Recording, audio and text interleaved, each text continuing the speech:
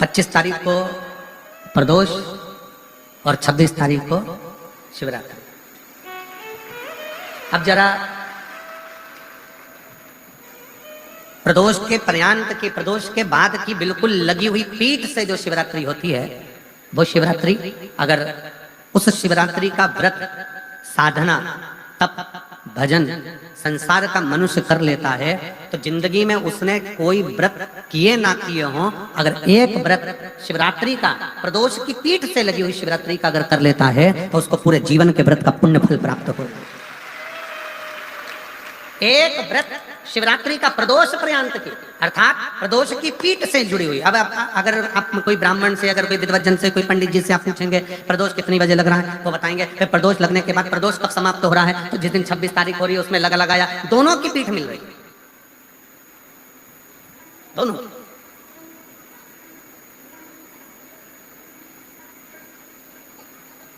करो व्रत। आपने कितनी भी एकादशी का व्रत करे हो, कितनी भी द्वादशी के व्रत करे हो, कितनी भी चतुर्थी व्रत करे हो, कितनी भी तीज व्रत करे हो, कितनी भी अष्टमी का व्रत करा हो, कितनी भी नवरात्रि के व्रत करा हो, कितनी भी तीज का व्रत करा हो, चाहे दुनिया के कितने भी व्रत आपने करे हो, अगर आपने एक महाशिवरात्रि का व्रत नहीं करा तो कोई व्रत का पुण्य फल आपके खाते के अंतर्गत आ नहीं पाता।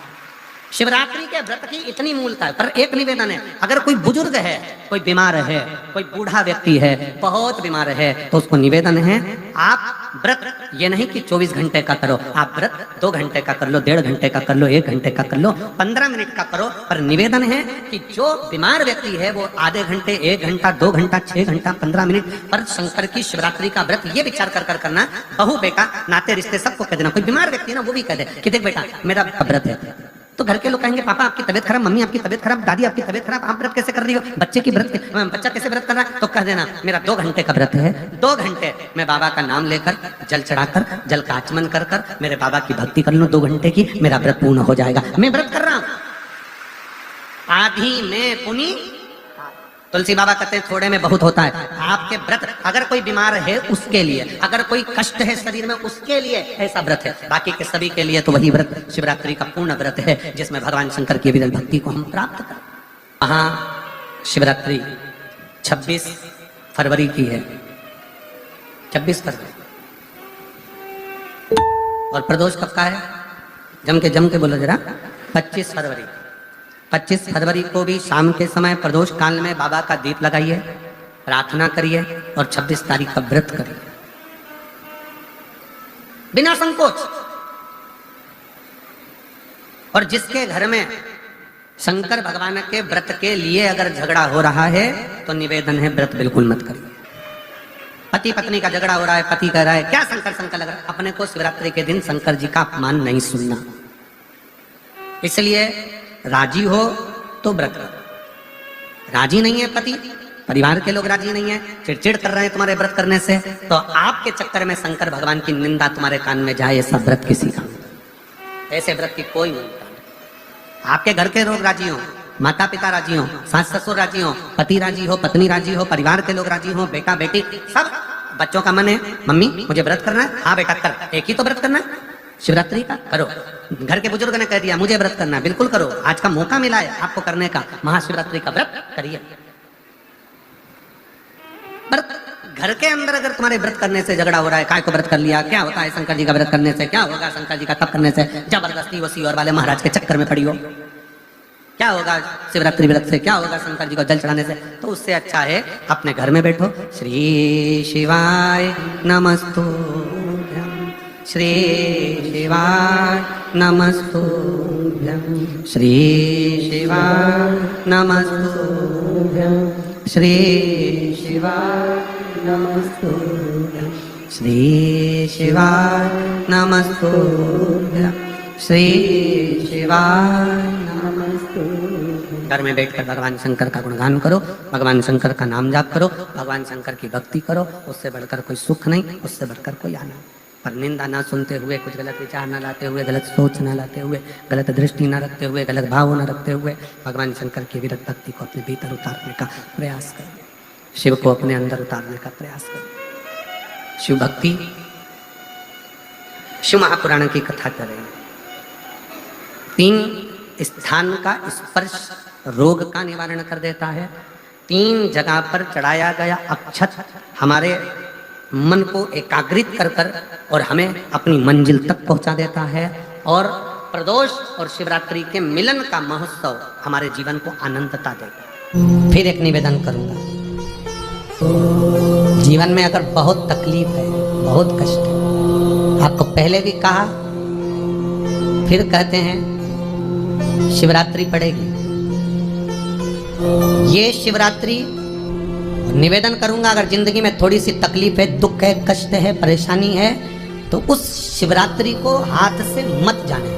आपको पहले भी कहा कि क्या क्या वस्तु भगवान शंकर को हम रात्रि के समय पर चढ़ा दें जिससे हमारा रोग समाप्त हो जाए, हमारी बीमारी समाप्त हो जाए, हमारे जीवन में सुख समृद्धि लक्ष्मी आ जाए।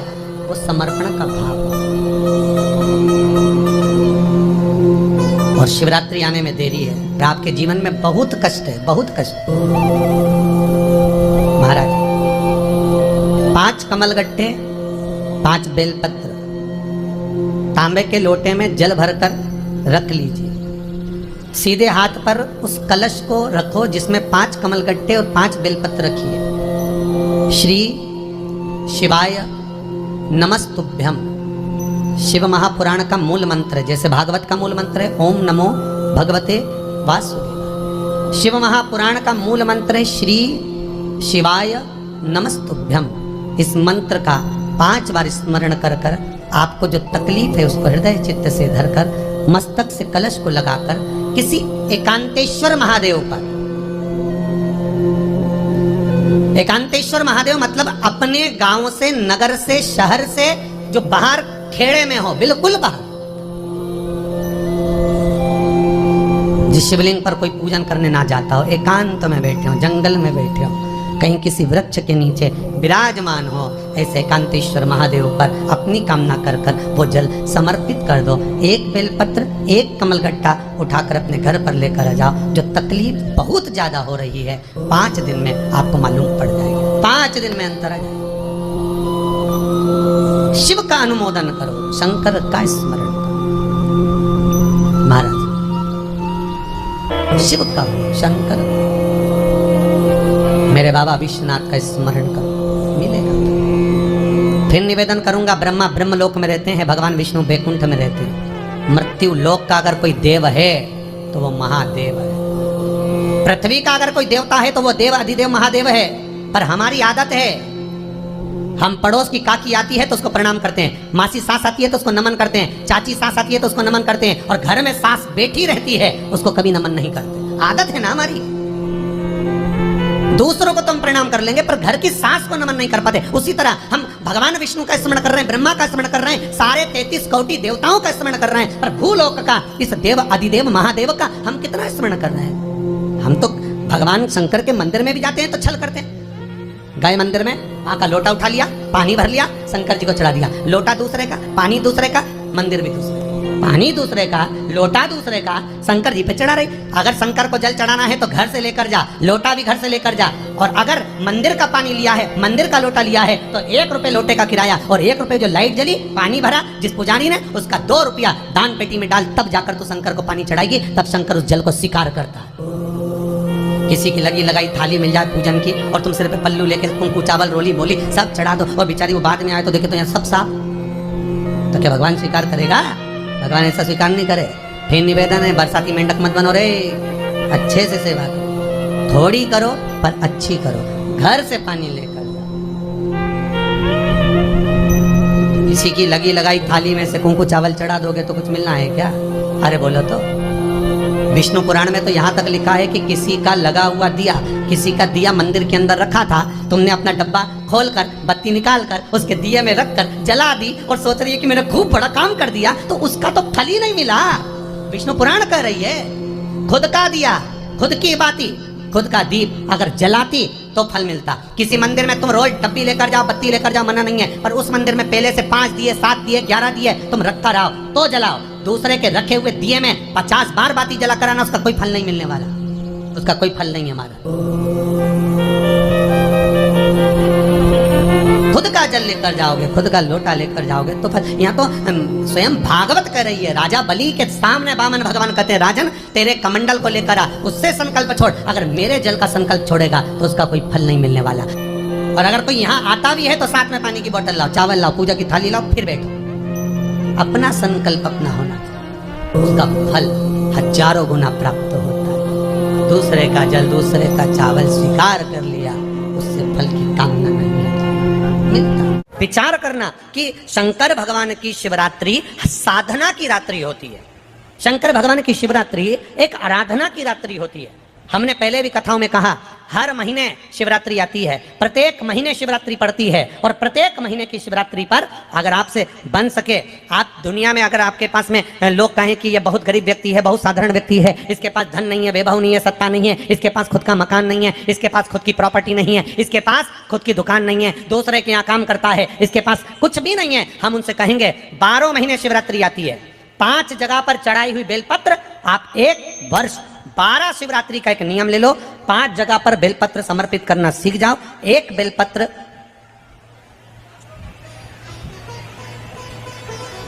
ये शिवलिंग, ये जलाधारी, बहुत ध्यान से देखना, ये चरण जहां से जल नीचे गिरता है, गणेश जी का स्थान, कार्तिकेय जी का स्थान, ये हस्तकमल, माता पार्वती जी का हाथ हस्तकमल, शिवलिंग भगवान शंकर का स्थान। ऊपर से जो एक एक बूंद जल शिवलिंग के ऊपर गिर रहा है, शंकर भगवान की 5 जया, जहरा, शामरी, देव। बीच में जो एक मोटी सी लाइन है वो शंकर भगवान की छोटी लड़की, क्या नाम है? अशोक सुंदरी। ये पूरे शिवलिंग का वर्णन। 5 जगह पर बेलपत्र, 5 स्थान पर बेलपत्र। 12 महीने की शिवरात्रि। आप दूसरे के यहाँ काम कर रहे हो, नहीं है नौकरी, नहीं है काम, दूसरे के मकान में रह रहे हो, खुद का मकान भी नहीं, खुद का प्लाट भी नहीं, खुद की प्रॉपर्टी भी नहीं, बहुत संघर्ष की जिंदगी जी रहे हो, ठेला धका रहे, लौरी चला रहे, गाड़ी चला रहे, ऑटो चला रहे, अपने लिए करने का प्रयास करना। घर में जितने सदस्य हैं, 12 महीने शिवरात्रि आती है, एक बेलपत्र अशोक सुंदरी वाली जगह पर, डंडी का मुंह नीचे की ओर, दूसरी बेलपत्र माता पार्वती जी के हस्त कमल पर। ये 2 पत्ती जो होती है, इस पत्ती के 2 भाग शिवलिंग के बीच में हो। तीसरी बेलपत्र भगवान शंकर के शिवलिंग पर, डंडी का भाग आपके विपरीत दिशा में हो, विपरीत दिशा। चौथी बेलपत्र भगवान शंकर का जहां से जल बहकर जाता है, जमीन पर जो जल बहता है, जमीन पे से जो जल बहकर जाता है, चौथी बेलपत्र उस जमीन के जल पर जहां से वो पानी बहकर जा रहा है, पूरे शिवलिंग को छोड़कर जहां से पानी जमीन पर बहकर जा रहा है उस स्थान पर। और 5वीं बेलपत्र नंदी का जो पांव ऊपर उठा हुआ है, उस पांव के पास में 5वीं बेलपत्र समर्पित करना।